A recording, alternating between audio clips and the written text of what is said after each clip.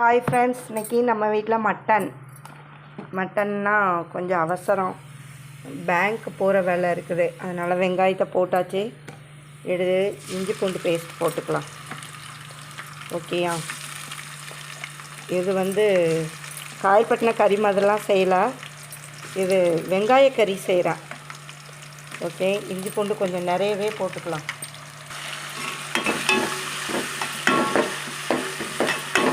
வெங்காய கறிக்கு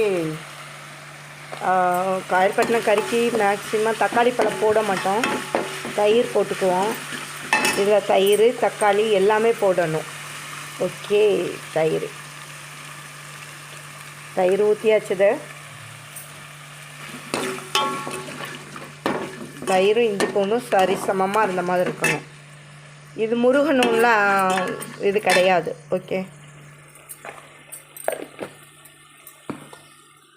மட்டனுக்கு வெங்காயம் நிறையவே வெட்டி வச்சுருக்குறோம். சரியா? தக்காளி பச்சை மிளகாய் நிறைய போடணும், ஏன்னா மசாலாத்தூள் லைட்டாக தான் கொடுக்கணும். தேங்காய் நிறைய கொடுக்கணும். இந்த கறி நல்லா டேஸ்ட்டாக இருக்கும். இதையும் ஒரு நாள் செஞ்சு பாருங்கள், இல்லாட்டி சாப்பிட வாங்க. இது கொஞ்சம் ரொம்ப முருக தேவையே இல்லை.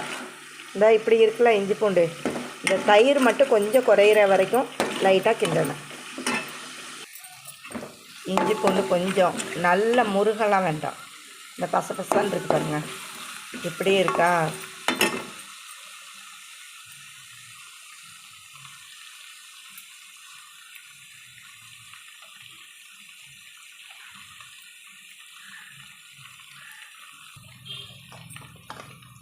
பச்சை மிளகாய், தக்காளி ஒன்று, வெங்காயம் நிறைய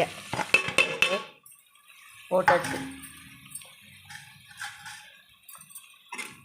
போட்டு, ஏன்னா இஞ்சி பூண்டு அப்படி விட்டோன்னு வச்சுக்கோங்க, உள்ளக்க இஞ்சி பூண்டு இருந்து முறுக்கிட்டு இருக்கோம், வெங்காயம் இது பண்ணாது. இதெல்லாம் நம்ம கறியை போட்டுடலாம். கறியை போட்டாச்சுது. கறியை போட்டு நல்லா கிண்டி விட்டாச்சு. ஓகே,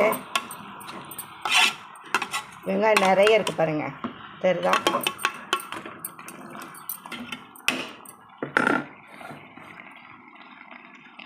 மேலேயே உப்பு போட்டுக்கலாம்.